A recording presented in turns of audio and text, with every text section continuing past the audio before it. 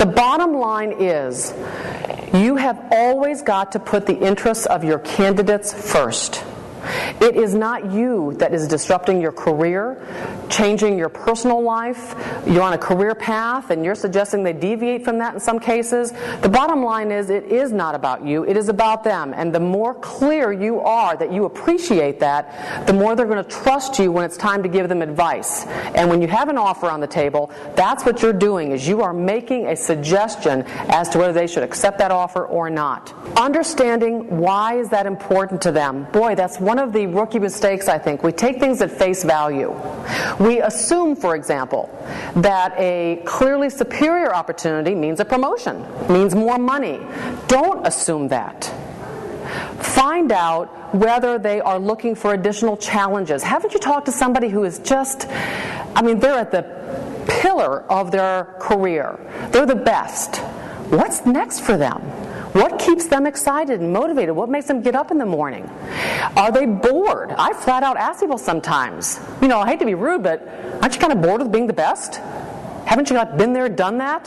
What's the next challenge for you? I am teaching my candidates to ask the manager about them and their career. And I know a lot of, again, people newer in their career are going to go, you're kidding. No, I'm not. It's so easy to, because you can say, what brought you here? What are the things that keep you here? How is the transition for you? I noted this, and it sounds really exciting. Again, it allows that manager to come down off their pedestal a little bit and talk to this person as a prospective, because they remember what it was like when they were interviewing. Again, you want storytelling going on. You want to know, did the team hit their goals last year? How'd you do that? God, way to go. Congratulations. People love to be complimented. So do managers. What was the challenge? What was the most overriding thing you had to accomplish to get there? How about this year? What's the greatest challenge? Having those kinds of dialogues, your guy will get hired, I guarantee it. Success stories, it seems like an obvious one, but I tell people this is not the time to be shy. This is not the time to be coy. This is the time to not be arrogant, but to take pride in your success. I recruited you. You don't have a resume out in the street, somebody please hire me. No, you are valuable. Have examples of what you've accomplished, though.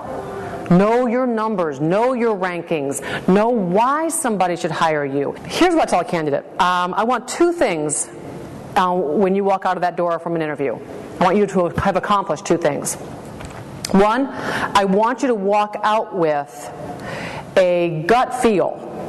You do not have to decide to get married off of the first interview. But you should figure out whether you want a second date or not. Second thing is, I'll say to the candidate, I want you to walk out the door knowing that as soon as you're out of earshot, he's just waiting for you to close that door, and he's going, that's the guy I want on my team. When I prep my client, I do the exact same thing. I say, listen, have your questions outlined. That, is he qualified? Does he meet your minimum specifications? Do not grill him like you're going to get married that night. Just ascertain whether he can do the job. Don't forget to sell him.